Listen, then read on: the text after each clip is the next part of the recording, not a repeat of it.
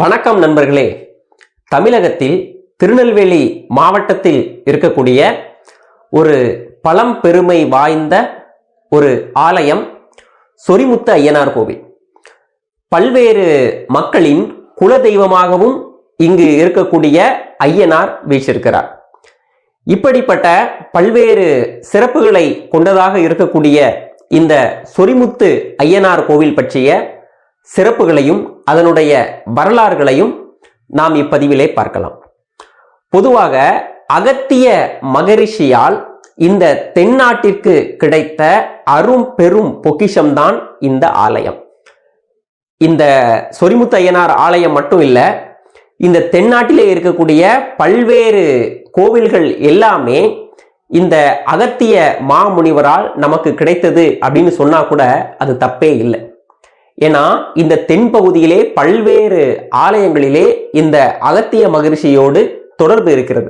பொதுவாக சாஸ்தாவிற்கு இந்தியா முழுவதுமே, உலகம் முழுவதுமே லட்சக்கணக்கான கோவில்கள் இருக்கிறது. ஆனால் இந்த தென்னாட்டிலே இருக்கக்கூடிய ஒரு 6 கோவில்கள் இந்த சாஸ்தாவிற்கு மிக மிக முக்கியமான தலமாக போற்றப்படுகிறது. பொதுவாக நம்மளுடைய உடல்ல 6 சக்கரங்கள் இருப்பதாக சொல்லுவாங்க. அதுபோல இந்த 6 சக்கரங்களுக்கும் உரிய 6 ஸ்தலங்களாக இந்த சாஸ்தாவிற்கு என்று வரையறுக்கப்பட்டிருக்கிறது.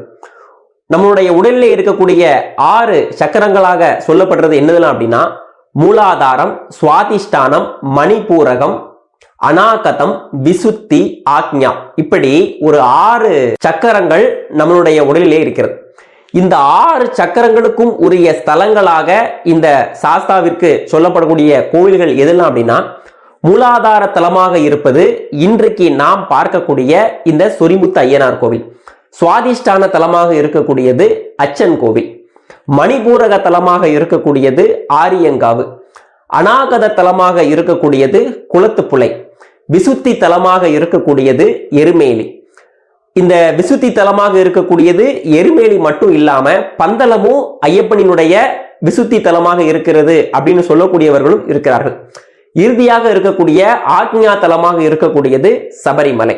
பகவான் ஞான சுரூபமாக ஞானத்தினை வழங்கும் யோக மூர்த்தியாக வீற்றிருக்கக்கூடிய கோவில் சபரிமலை.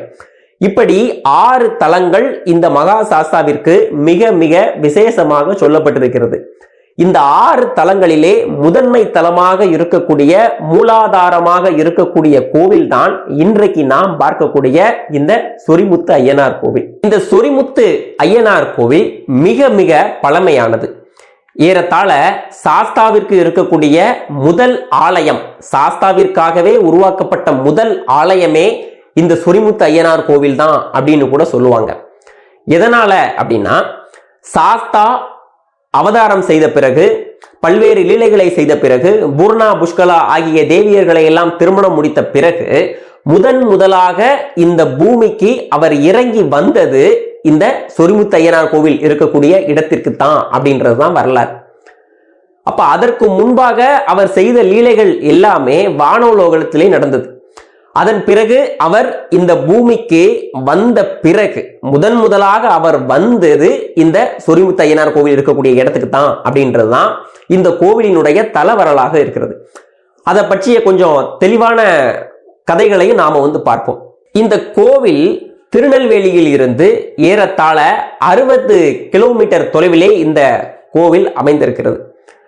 திருநெல்வேலி மாவட்டத்தில் இருக்கக்கூடிய பாபநாசம் மலைப்பகுதியில காரையார் என்கிற மலை தொடர்ல தான் இந்த கோவில் இருக்கிறது. காரையார் நீர்த்தேக்கம் அப்படின்றது நம்ம எல்லாருக்குமே தெரியும். ரொம்ப ஒரு பிரபலமான அணை இருக்கக்கூடிய இடம். அதற்கு பக்கத்துல தான் இந்த ஆலயமும் அமைந்திருக்கிறது. சிவபெருமானுக்கும் பார்வதி தேவிக்கும் திருமணம் நடைபெறுகிறது பாரதத்தினுடைய வடக்கே இருக்கக்கூடிய இமயமலையில் வைத்து. அப்ப அந்த திருமணத்தை பார்ப்பதற்காக இந்த பாரதத்தில் இருக்கக்கூடிய எல்லா மக்களுமே மொத்தமாக அந்த இமயமலையிலே கூடிவிடுகிறார்கள். அப்ப எல்லாருடைய பாரமும் அதிகமாக அந்த இடத்திலே இருப்பதனால அந்த பாரதத்தினுடைய வடபகுதி அப்படி தாழ்ந்து விடுகிறது, தென்பகுதி உயர்ந்து விடுகிறது. அப்ப அந்த தென்பகுதியை சமன் செய்வதற்காக சிவபெருமான் அங்கு இருந்த 18 சித்தர்களில் ஒருவராக இருக்கக்கூடிய முதன்மை சித்தராகவும் இருக்கக்கூடிய அகத்தியரை அழைத்து தென்பகுதிக்கு செல்லுமாறு கூறுகிறார். அகத்தியர் மட்டுமே தென்பகுதிக்கு போனா நிச்சயமாக இந்த உலகம் சமநிலையை அடைந்துவிடும் என்று சிவபெருமான் எண்ணுகிறார். அப்ப அகத்தியரை அவர் அழைத்து இந்த பாரதத்தினுடைய தென்பகுதிக்கு செல்ல வேண்டும், அப்படி போனால் இந்த பகுதி சமநிலையை அடைந்துவிடும் என்று சிவபெருமான் அகத்தியர்கிட்ட கேட்கிறாரு. அப்ப அகத்தியர் சொல்றாரு, உங்களுடைய திருமண தரிசனத்தை நான் எப்படி பார்ப்பேன், நானும் உங்களுடைய திருமணத்தை பார்ப்பதற்கு தானே வந்தேன் அப்படின்னு சொல்லிட்டு இந்த அகத்தியர் சிவபெருமான் கிட்ட கேட்கிறார். அப்ப சிவபெருமான் சொல்றாரு, தென்பகுதிக்கு நீ போனா நானே வந்து அங்கு உனக்கு திருமண காட்சியை கொடுப்பேன் என்று சிவபெருமானே அகத்தியர்கிட்ட சொல்றார். அந்த கட்டளையை ஏற்று அகத்தியர் அங்கிருந்து தென்பகுதியை நோக்கி வருகிறார். அப்படி வரும்பொழுது நிறைய லீலைகளை அவர் செய்கிறார், பல்வேறு ஆலயங்களை உருவாக்குகிறார். இப்ப இறுதியாக தற்போது பாபநாசம் இருக்கக்கூடிய பகுதிக்கு அவர் வருகிறார். இந்த பாபநாசத்திலே தான் அவருக்கு சிவபெருமானுடைய திருமண காட்சியும் கிடைத்ததாக இந்த பாபநாசத்திலே இருக்கக்கூடிய இந்த பாபநாசர் கோவிலினுடைய வரலாறு கூறுகிறது. இப்போ இந்த பாபநாசத்திலே இருக்கக்கூடிய தாமிரபரணி நதி பாபநாசத்திற்கு ஒரு பெருமையை சேர்ப்பது, மேலும் மேலும் புண்ணியம் சேர்ப்பதாக அமையக்கூடியது இங்கு இருக்கக்கூடிய தாமிரபரணி நதிதான். ஏறத்தாழ கங்கைக்கு சமமாக சொல்லப்படக்கூடிய நதி இந்த தாமிரபரணி நதி. இந்த தாமிரபரணி நதியிலே நீராடிவிட்டு தற்போது பாபநாசர் கோவில் இருக்கக்கூடிய அந்த கோவிலுக்கு பக்கத்திலே இந்த அகத்தியர் கண்களை மூடி தியானம் செய்து கொண்டிருக்கிறார்.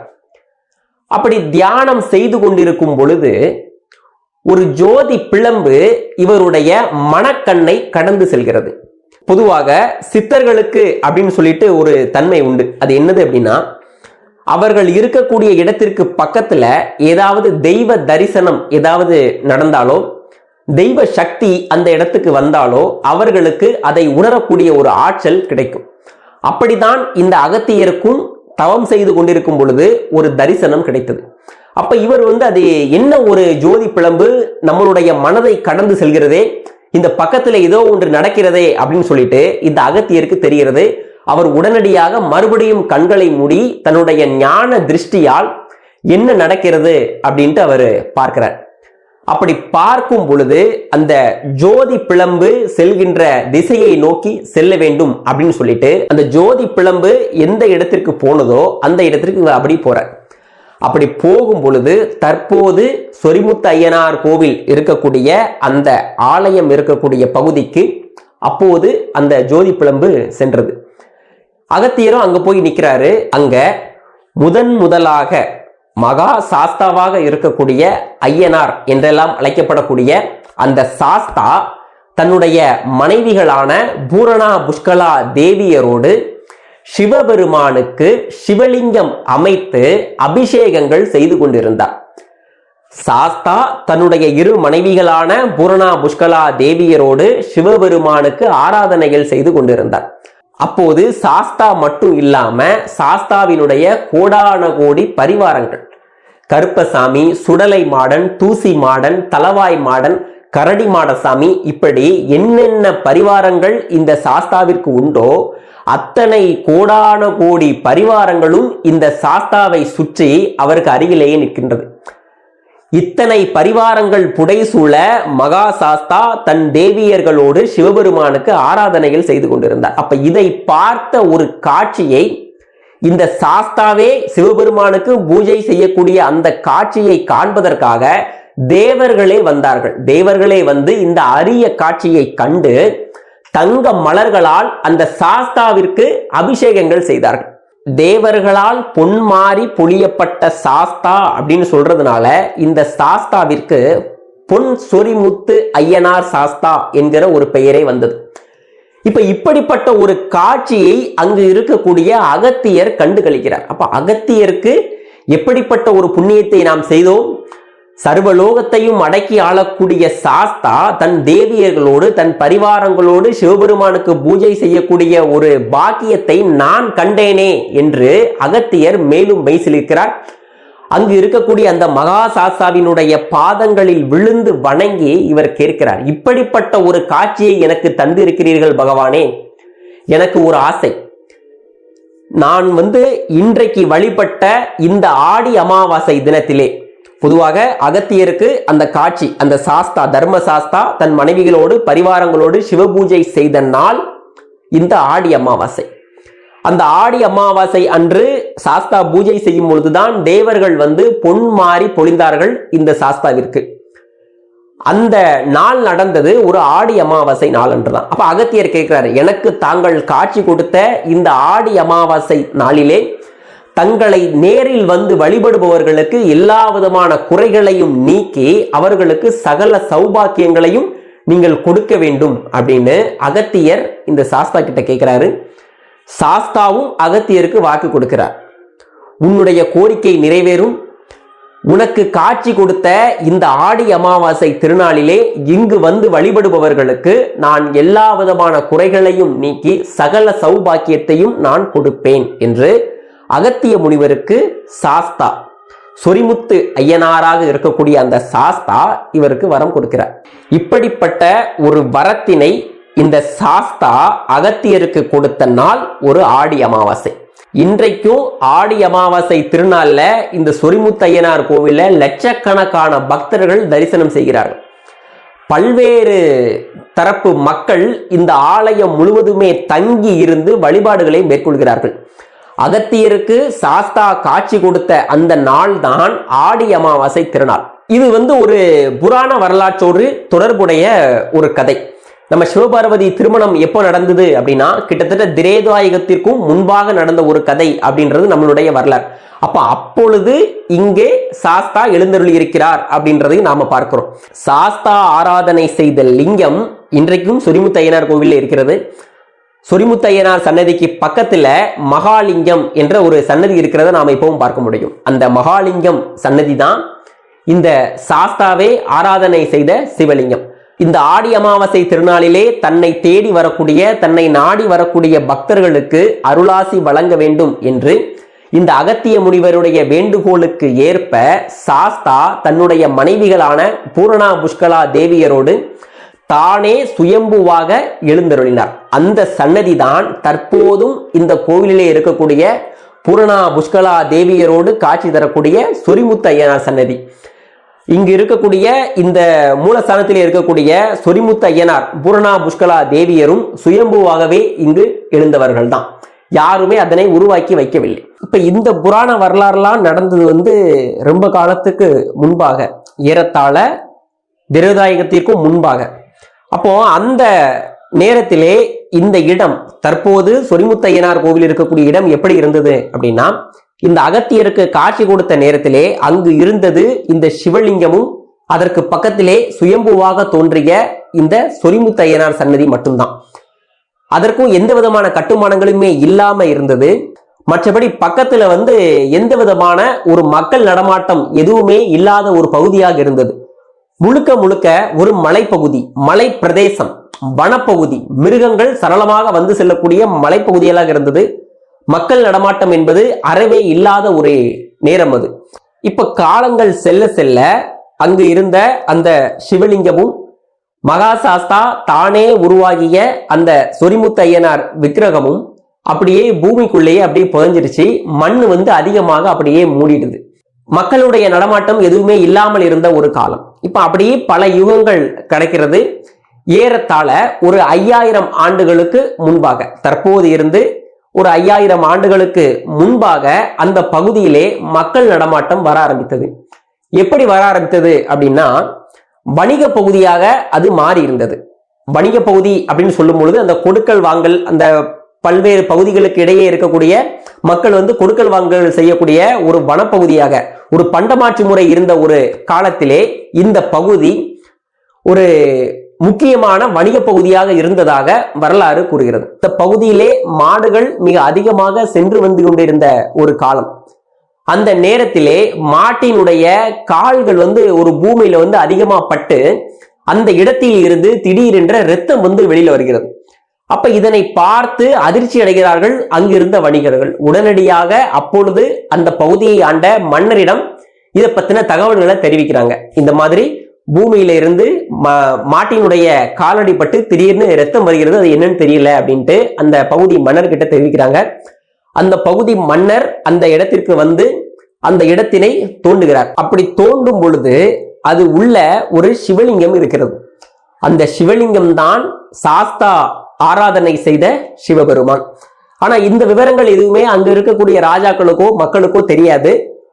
ஒரு சிவலிங்கம் உள்ள பூமிக்குள்ள கிடைக்குதே அப்படின்னு சொல்லிட்டு இவர்கள் மிகுந்த ஆச்சரியத்தோடு பார்த்து கொண்டிருக்கும் பொழுது வானத்தில் இருந்து ஒரு அசரீரி தோன்றுகிறது. இப்ப அந்த அசரீரி இந்த பகுதி ராஜாவுக்கும் இங்கு இருக்கக்கூடிய மக்கள்கிட்டையும் அந்த அசரீரி சொல்லுது, இந்த இடத்திலே இருக்கக்கூடிய இந்த சிவலிங்கம் சாஸ்தாவினால் ஆராதிக்கப்பட்ட மூர்த்தி ஆவார். பல்வேறு தேவர்கள் பொன்மாரி பொழிய சாஸ்தா தன் மனைவியோடும் தன்னுடைய பரிவாரங்களோடும் இந்த சிவபெருமானுக்கு ஆராதனை செய்தார். அப்படிப்பட்ட ஒரு புண்ணிய நாள் ஆடி அமாவாசை திருநாள். அந்த ஆடி அமாவாசை திருநாளிலே இந்த இடத்திலே ஒரு ஆலயத்தினை கட்டி இந்த சாஸ்தாவினை நீ எழுந்தருள செய்வாயாக, பல்வேறு பரிவாரங்களும் இங்கே எழுந்தருள வேண்டும். ஆடி அமாவாசை திருநாள் அன்று இங்கு வழிபடக்கூடிய மக்களினுடைய எல்லா விதமான துயர்களையும் தீர்ப்பதாகவும் சாஸ்தா கூறியிருக்கிறார் என்று அந்த அசரீரி இந்த ராஜா கிட்டையும் இங்க இருக்கக்கூடிய பகுதி மக்கள் கிட்டையும் சொல்லுது. இந்த அசரீரியினுடைய வாக்குக்கு பிறகுதான் இந்த ராஜாவும் இங்க இருந்த பகுதி மக்களும் எப்படிப்பட்ட ஒரு புண்ணிய ஸ்தலமாக இந்த இடம் இருந்திருக்கிறது, அகத்தியர் வழிபட்ட தலம், சாஸ்தா தன் பரிவாரங்களோடு சிவபூஜை செய்த தலம், தேவர்கள் பொன்மாரி பொழிந்த தலம், இப்படிப்பட்ட ஒரு மகிமைகள் எல்லாமே இந்த இடத்திற்கு இருக்கிறது அப்படின்றது அப்பொழுதுதான் இந்த ராஜாவுக்கும் இங்கிருந்த பகுதி மக்களுக்கும் தெரிகிறது. அப்ப அவர்கள் அந்த இடத்திலே அந்த சாஸ்தா வழிபட்ட அந்த சிவலிங்கத்திற்கு ஒரு சன்னதி எழுப்பி சாஸ்தா தானே சுயம்புவாக தோன்றிய அந்த சொரிமுத்து ஐயனார் சன்னதியாக வீற்றிருக்கக்கூடிய சன்னதிக்கும் ஆலயத்தை எழுப்பி சாஸ்தாவினுடைய முக்கிய பரிவாரங்களுக்கும் அங்கு சன்னதிகள் எழுப்பி கோவிலை கட்டினார்கள் அப்படின்றதுதான் வரலாறாக இருக்கிறது. இப்போ இந்த ஆலயத்துல எப்படிப்பட்ட சிறப்புகள் அதிசயங்கள்லாம் இருக்கிறது அப்படின்றத நாம தொடர்ந்து பார்ப்போம். இப்ப இந்த கோவிலினுடைய தலவிருட்சமாக இருக்கக்கூடியது இலுப்பை மரம். இந்த இலுப்பை மரம் மணிவிழுங்கி மரம் அப்படின்னு சொல்றாங்க. எதனால அப்படின்னா, பொதுவாக இந்த பகுதியில இருக்கக்கூடிய மக்களுக்கு ஏதாவது ஒரு வேண்டுதல்கள் வந்தா, ஏதாவது நேர்த்தி கடன் இருந்தால் இந்த கோவிலிலே மணிகளை கட்டி கொள்வதாக அவர்கள் வேண்டிக் கொள்கிறார்கள். அப்ப ஏதாவது ஒரு பிரார்த்தனை இந்த இறைவன் கிட்ட கேட்கும் பொழுது அந்த பிரார்த்தனை நடந்துருச்சு அப்படின்னா அவர்கள் ஒரு மணியினை வாங்கி இந்த கோவிலினுடைய தலவிருட்சமாக இருக்கக்கூடிய இந்த இலுப்பை மரத்திலே அவர்கள் கட்டிவிடுகிறார்கள். இந்த மணிகளை ஒரு வருஷம் இல்ல 2 வருஷம் கழிச்சு நாம பார்க்கும் பொழுது அந்த மரங்கள் அப்படியே அந்த மணிகளை அப்படியே விழுங்கி விடுவது போன்ற ஒரு தோற்றம் இருக்கிறத நாம இப்பவும் பார்க்க முடியும். அதனாலதான் இந்த மரத்தினை மணி விழுங்கி மரம் அப்படின்னு சொல்றாங்க. காலப்போக்கில் அப்படி கொஞ்சம் கொஞ்சமா அந்த மரத்தினால விழுங்கப்பட்டு கிட்டத்தட்ட கொஞ்ச நாள் கழித்த பிறகு அந்த மணி முழுவதுமாக இந்த மரத்தினால் விழுங்கப்பட்டு அப்படியே மரத்துக்கு உள்ளே போயிடும். இப்படிப்பட்ட ஒரு கலியுக அதிசயம் நடக்கக்கூடிய ஆலயம் தான் இந்த பாபநாசத்திலே இருக்கக்கூடிய சொரிமுத்து ஐயனார் ஆலயம். இந்த கோவிலில் இருக்கக்கூடிய இன்னொரு சிறப்பான அதிசயம் என்னது அப்படின்னா, இந்த கோவிலில் இருக்கக்கூடிய பட்டவராயன் சன்னதி. இந்த பட்டவராயன் சன்னதி ரொம்ப ஒரு வினோதமான ஒரு சன்னதியாக இருக்கிறது. செருப்பை இங்கு இருக்கக்கூடிய இந்த பட்டவராயனுக்கு மக்கள் காணிக்கையாக செலுத்துகிறார்கள். பொதுவாக நாம ஒரு வீட்டுக்குள்ள போனோம் அப்படின்னா கூட செருப்பை யாரும் வீட்டுக்குள்ள கொண்டு போக மாட்டோம். ஆனால் இங்கு இந்த கோவிலிலே செருப்புகளை காணிக்கையாக செலுத்தக்கூடிய ஒரு வழக்கம் இருக்கிறது. எதனால அப்படின்னா, மக்கள் இந்த பட்டவராயன் கிட்ட வேண்டுனா, ஏதாவது நேர்த்திக்கடன் வேண்டி அது நடந்துருச்சு அப்படின்னா அந்த செருப்புகளை இந்த பட்டவராயன் சுவாமிக்கு காணிக்கையாக செலுத்துகிறார்கள். அப்படி செலுத்தக்கூடிய செருப்புகள் ஒரு 6 மாதமோ 1 ஆண்டுகளோ கழித்து பார்க்கும் பொழுது அந்த செருப்பு யாரோ ஒரு ஆள் பயன்படுத்தின மாதிரியான ஒரு தோற்றத்தில் இருக்கிறது. நல்லா தேஞ்சு போன மாதிரி இருக்கிறது. அந்த புல்லு தூசி அது எல்லாமே இந்த செருப்புல இருக்கிறது. இது இன்றைக்கும் இந்த கோவிலே இருக்கக்கூடிய ஒரு கலியுக அதிசயமாகவே கருதப்படுகிறது. அது எதனால அந்த செருப்பு தேயுது, எதனால அந்த இடத்துல அந்த செருப்புகள் சகதியாகவும் புல்லு பட்ட மாதிரியும் யாரோ பயன்படுத்துற மாதிரியான ஒரு தோற்றத்துல இருக்கிறது அப்படின்றது இன்றைக்கு வரைக்கும் யாருக்குமே தெரியாத ஒரு புதிராகத்தான் இருக்கிறது. அந்த செருப்புகளை நாம பட்டவராயன் சாமிக்கு செலுத்துகிறோம். அவரே இரவு நேரங்களில் வேட்டைக்கு செல்லும் பொழுது செருப்பை அவரே பயன்படுத்தி சென்று வருவதாக ஒரு ஐதீகமாகவே இருக்கிறது. ஆக இப்படிப்பட்ட ஒரு அதிசயம் நிறைந்த ஒரு தலமாக இருப்பதுதான் இந்த சொரிமுத்து ஐயனார் ஆலயம். இது மட்டும் இல்லாம சாஸ்தாவினுடைய பல்வேறு பரிவாரங்களுக்கு இங்கு தனித்தனியாக சன்னதி எழுப்பப்பட்டிருக்கிறது. தலவாய் மாடன், தூசி மாடன், கரடி மாடசாமி, சுடலை மாடசாமி, கருப்பசாமி, இருளப்பசாமி, இது போன்ற பல்வேறு விதமான பரிவாரங்கள். இப்ப அங்க இருக்கக்கூடிய பரிவாரங்களுக்கு சன்னதி இருக்கிறது கம்மிதான். ஆனால் அத்தனை கோடான கோடி பரிவாரங்களும் இந்த ஆலயம் முழுவதுமாக இந்த சொரிமுத்து ஐயனார் கோவில் இருக்கக்கூடிய பகுதியில் இருக்கக்கூடிய மரங்கள் செடிகளில் கூட அந்த பரிவாரங்கள் வாசம் செய்வதாக வரலாறு இருக்கிறது. அது ஒரு ஐதீகமாகவும் இருக்கிறது அப்படின்றதை நாம பார்க்கிறோம். ஏன்னா எதனால இப்படி சொல்றாங்க அப்படின்னா, இந்த சொரிமுத்து ஐயனார் கோவில் இருக்கக்கூடிய பகுதி ஏறத்தாழ புலிகள் மிக அதிகமாக சூழ்ந்திருக்கக்கூடிய ஒரு பகுதி. களக்காடு முண்டந்துறை புலிகள் சரணாலய வனப்பகுதிக்கு உள்ளதான் இந்த சொரிமுத்து ஐயனார் கோவிலே இருக்கிறது.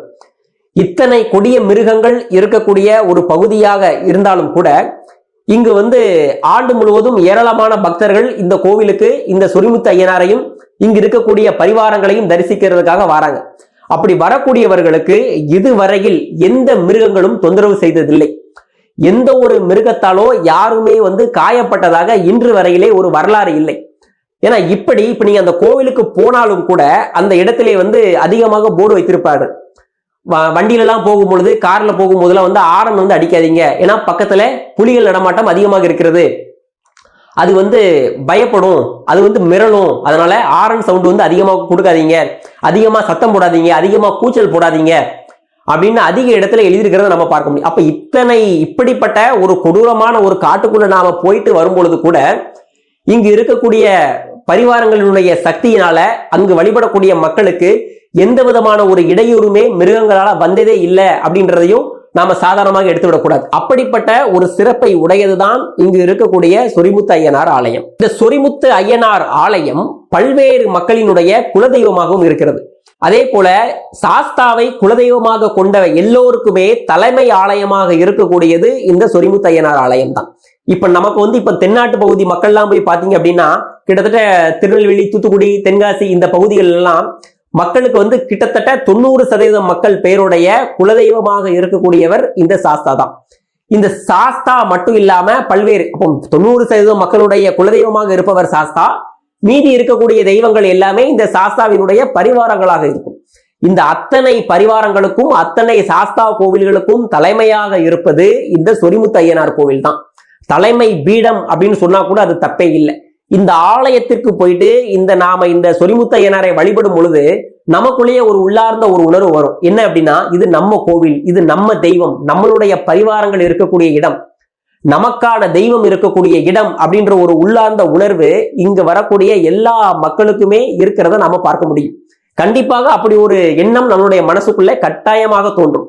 ஏன்னா எல்லா ஆலயத்திற்கும் தலைமையாக இருக்கக்கூடிய இடம் இந்த சொரிமுத்து ஐயனார் ஆலயம். கோடான கோடி பரிவாரங்கள், என்னென்ன பரிவாரங்கள் உண்டோ அத்தனை பரிவாரங்களும் மொத்தமாக இருக்கக்கூடிய இடம் இந்த சொரிமுத்து ஐயனார் ஆலயம். அத்தனை பரிவாரங்களும் இங்கு வரக்கூடிய பக்தர்களுக்கு பாதுகாப்பு கொடுக்கிறது. அப்போ நாம் நம்மளுடைய தெய்வத்தினுடைய பாதுகாப்பிலே, நம்மளுடைய தெய்வத்தினுடைய அரவணைப்பிலே நாம இருக்கிறோம் அப்படின்ற எண்ணம் இங்கு வரக்கூடிய எல்லோருக்குமே ஏற்படுகிறது. அப்படி ஒரு மன மகிழ்ச்சியை தரக்கூடிய இடமாக இருப்பதுதான் இந்த சொரிமுத்து ஐயனார் ஆலயம். இந்த கோவில் இருக்கக்கூடிய இன்னொரு சிறப்பு, விநாயக பெருமான் இரட்டை யானை விநாயகர் என்று அழைக்கப்படுகிறார். அந்த விநாயகர் சன்னதிக்கு இருபுறத்திலுமே 2 யானைகள் நிற்கிறத நாம பார்க்க முடியும். இதனை இரட்டை யானை விநாயகர் அப்படின்றும் இந்த பகுதி மக்கள் அழைக்கிறாங்க. இந்த மணிவிழுங்கி மரத்திற்கு கீழே ஒரு 4 சன்னதிகள் இருக்கிறத நாம பார்க்க முடியும்.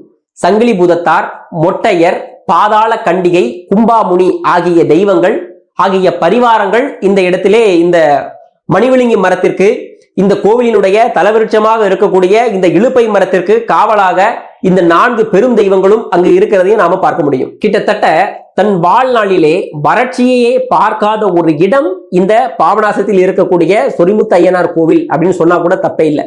ஏனால் எந்த நேரமுமே இங்கு நீர் சூளைகள் மிக அதிகமாக இருக்கக்கூடிய இடமாக இந்த ஆலயம் அமைந்திருக்கிறது. இப்பொழுதும் கூட திடீர்னு ஒருவேளை இந்த பாபநாசத்தை சுற்றி இருக்கக்கூடிய பகுதியில ஒரு வறட்சி ஏதாவது ஏற்பட்டுச்சுன்னா, ஒரு மழை எதுவும் இல்லை அப்படின்னு சொன்னா, அரசு அதிகாரிகளே இங்கு இந்த சொரிமுத்து ஐயனாருக்கு விசேஷ பூஜைகளை நடத்துகிறார்கள், விசேஷமான யாகத்தினை நடத்துகிறார்கள். அப்படி யாகம் நடத்தினால், அப்படி பூஜை நடத்தினால் கண்டிப்பாக அடுத்த 24 மணி நேரத்திற்குள் கண்டிப்பாக மழை வரும் என்று உறுதியாக சொல்கிறார்கள் இங்கு இருக்கக்கூடிய பக்தர்கள். ஏன்னா அந்த அளவிற்கு மக்களுடைய வேண்டுதல்களை நிறைவேற்றுவதில் உறுதியாக, மக்களுடைய வேண்டுதல்களை நிறைவேற்றியே தீர்வேன் என்கிற ஒரு கொள்கை பிடிப்பான கோலத்தோடு இங்கு வீற்றிருக்கிறார் இந்த சொரிமுத்து ஐயனார். பொதுவாக மக்களினுடைய குல தெய்வம் அப்படின்னு பாத்தீங்க அப்படின்னா சாஸ்தாவா இருக்கும், இல்ல கருப்பசாமியாக இருக்கும், சுடலை மாடனாக இருக்கும், தலவாய் மாடனாக இருக்கும், இல்லைன்னா இசக்கி அம்மன், பத்திரகாளி அம்மன், இது போன்ற பல்வேறு விதமான அம்மன் சன்னதி அல்லது ஒரு உக்கிர தெய்வங்களாக குல தெய்வங்கள் இருக்கிறத நாம பார்க்கிறோம். பொதுவாக குலதெய்வம் எது அப்படின்னே தெரியாதவர்களுக்கு குலதெய்வமாக இருந்து அவர்களை காப்பவர் இந்த சொரிமுத்து ஐயனார். ஏன்னா எல்லாமே எல்லா பரிவாரங்களுக்குமே தலைமையாக இருக்கக்கூடிய இடம் இந்த சொரிமுத்து ஐயனார் ஆலயம் அப்படின்றதுனால இந்த கோவிலுக்கு வந்து வழிபட்டா நிச்சயமாக அவர்கள் அவர்களுடைய குலதெய்வத்தையும் வழிபட்ட பலன் கிடைக்கும் அப்படின்றது இங்கு வரக்கூடிய மக்களினுடைய நம்பிக்கையாக இருக்கிறது. ஏன்னா எல்லா ஆலயங்களுக்குமே தலைமை ஆலயம், எல்லா குலதெய்வ கோவில்களுக்குமே தலைமை பீடம் அப்படின்றதுனால இந்த இடத்திலே குலதெய்வம் யார் என்று தெரியாதவர்களுக்கு வழிபடக்கூடிய ஒரு புண்ணிய ஸ்தலமாக இருக்கக்கூடியதுதான் இந்த சொரிமுத்து ஐயனார் ஆலயம். சாஸ்தா அப்படின்னு சொன்னா அதிகாரம் செய்பவர், ஆட்சி செய்பவர் அப்படின்றது பொருள். 30 தேவர்களையும் கணங்களையும் கோடான கோடி உக்கிரமான பரிவாரங்களையும் தனக்கு கீழே வைத்துக்கொண்டு இந்த உலகையும் அவர் ஆட்சி செய்வதால் அவருக்கு சாஸ்தா அப்படின்ற ஒரு பெயர் இருக்கிறது. சாஸ்தாவினுடைய ஐயனாரினுடைய அந்த பரிவாரங்கள் எல்லாமே பார்த்தீங்க அப்படின்னா அவ்வளவு உக்கிரமான தெய்வங்களாக இருக்கும். கருப்பசாமி, சுடலை மாடசாமி, தலவாய் மாடசாமி, இது போன்ற பரிவாரங்கள் எல்லாமே ரொம்ப உக்கிரமான தெய்வங்களாக இருக்கும். ஒரு உக்கிர தெய்வம் அப்படின்னு சொன்னாலே நமக்கு எப்படியோ ஒரு உள்ளார்ந்த ஒரு பயம்ன்றதை நாம உணர்றோம். ஆக இத்தனை உக்கிரமான தெய்வங்களையும், கோடான கோடி உக்கிரமான தெய்வங்களையும், உக்கிர கணங்களையும், உக்கிரமாக இருக்கக்கூடிய பரிவாரங்களையும் ஒருவர் கட்டுப்படுத்துகிறார் அப்படின்னா அந்த சாஸ்தா எப்படிப்பட்ட உக்கிரமாக அவர் இருப்பார் அப்படின்றத நாம யோசிக்கிறோம். ஆனால் அந்த சாஸ்தா தன்னை வணங்கக்கூடிய அடியவர்களுக்கு தன்னுடைய உக்கிரம் எதையுமே அவர் காட்டுறதே இல்லை. எப்பொழுதுமே சிரித்த முகத்தோடு எல்லா கோவில்களிலுமே அவர் இருக்கிறத நாம பார்க்க முடியும். இந்த சொரிமுத்து ஐயனார் கோவிலே கூட பல்வேறு பரிவாரங்கள் புடைசூழ வீழ்ச்சியிருந்தாலும் கூட அங்கு இருக்கக்கூடிய எல்லா பரிவாரங்களுமே உக்கிர நிலையில இருக்கிறத நாம பார்க்கிறோம். ஆனால் இங்கு மூலவராக இருக்கக்கூடிய இந்த சொரிமுத்து ஐயனார் சிரித்த முகத்தோடு பக்தர்களுக்கு அனுக்கிரகம் செய்யக்கூடிய அனுக்கிரக மூர்த்தியாக அவர் இருக்கிறத நாம இப்பவும் பார்க்க முடியும். இத்தனை சிறப்புமிக்க தலமாக இருப்பதுதான் இந்த பாபநாசத்திலே அமைந்திருக்கக்கூடிய காரையார் சொரிமுத்து ஐயனார் ஆலயம். ஆடி அமாவாசை திருநாள் அன்றைக்கெல்லாம் இந்த கோவிலில லட்சக்கணக்கான கூட்டங்கள் இங்கு வருகிறது. ஆடி அமாவாசைக்கு முன்னாடி ஒரு வாரத்துக்கு முன்னவே இந்த கோவிலுக்கு வந்துடுறாங்க. திரும்ப இந்த ஆடி அமாவாசை திருநாள் முடிந்தோ மறுபடியும் ஒரு 10 நாள் கழிச்சு தான் ஊருக்கே போறாங்க. அந்த அளவிற்கு ஏறத்தாழ 10 to 20 நாட்கள் வரையிலே இங்கு பக்தர்கள் தங்கி வழிபாடு செய்கிறார்கள். அப்படி ஒரு சிறப்பினை உடையதுதான் இந்த சொரிமுத்து ஐயனார் ஆலயம். இத்தனை சிறப்பு மிக்க இந்த சொரிமுத்து ஐயனார் கோவிலுக்கு நீங்களும் வந்து இங்கு இருக்கக்கூடிய தாமிரபரணி நதியிலே நீராடி சொரிமுத்து ஐயனாரையும் இங்கு இருக்கக்கூடிய பல்வேறு விதமான பரிவார மூர்த்திகளையும் வழிபட்டு உங்கள் வாழ்விலே எல்லா விதமான நன்மைகளையும் அடையுங்கள். உங்களுக்கு எவ்வித குறையுமே எப்பொழுதுமே ஏற்படாது அப்படின்றதுல எந்த விதமான சந்தேகமே இல்லை. நன்றி, வணக்கம்.